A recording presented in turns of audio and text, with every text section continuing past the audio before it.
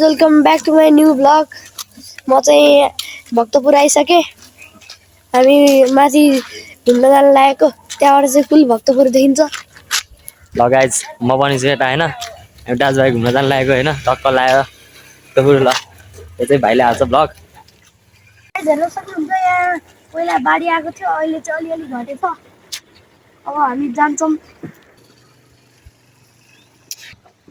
Guys यहाँ चाहिँ सँगै दुईटा पुल छ, अहिले पानी नपरेर कम भएछ।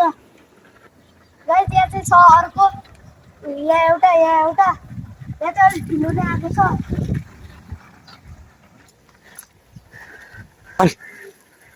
गाइज यो बाटो चाहिँ पहिला खराबै थियो, अहिले चाहिँ बनाएको भर्खरै।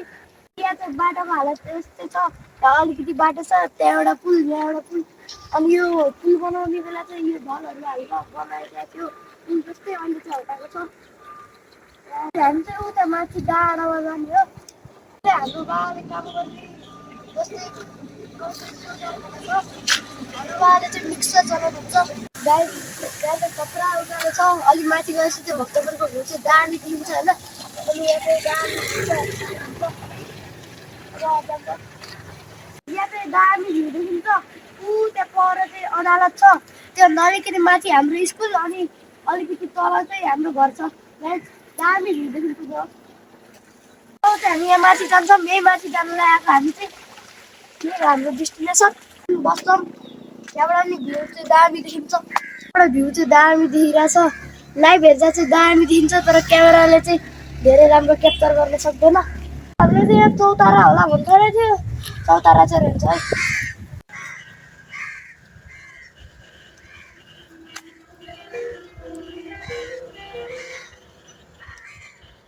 त्यहाँ चाहिँ हाम्रो बाबाको जस्तै कम्पाउन्ड छ, तर अलिक ठुलो हो हाम्रो बाबाहरूको चाहिँ। भ्यू चाहिँ दामी देखिन्छ, मलाई चाहिँ राम्रो लाग्यो। त्यहाँ पर चिच्चो देखिरहेको छ, त्यो चाहिँ 5 तले मन्दिर हो। अनि यता चाहिँ डोलेश्वर, त्यो दामी भ्यू देखिन्छ।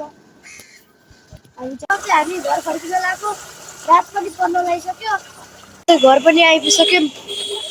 अब दाले बाइक भित्र हाल्छ, हेर्न सक्नुहुन्छ। गाइज आजको लागि चाहिँ यति नै। लाइक कमेन्ट सेयर सब्सक्राइब गरिदिनु होला। बाई बाई गाइज, अर्को ब्लगमा भेटौँला।